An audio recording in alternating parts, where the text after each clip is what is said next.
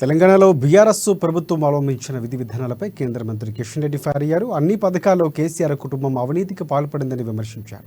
కానీ తెలంగాణ అభివృద్ధికి మోదీ ప్రభుత్వం కట్టుబడి ఉందని హామీ ఇచ్చారు. తెలంగాణకు కేంద్రం 10 లక్షల కోట్ల రూపాయలు ఖర్చు చేసిందని, 10 ఏళ్ల అధికారంలో ఉన్న బీఆర్ఎస్ పార్టీ రాష్ట్రాన్ని దోచుకుందని మండిపడ్డారు.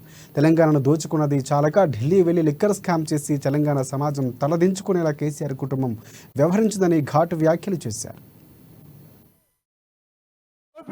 సరిపోలేదని చెప్పి ఢిల్లీకి వెళ్ళి ఢిల్లీలో కూడా కేసీఆర్ కుటుంబము, కేసీఆర్ కూతురు కవిత ఏ రకంగా అక్రమంగా ఆపు ప్రభుత్వంతో కలిసి లిక్కర్ వ్యాపారంలో ప్రజాధనాన్ని దోపిడీ చేసిందో, ఏ రకంగా లిక్కర్ కుంభకోణానికి పాల్పడిందో మనం చూసాము.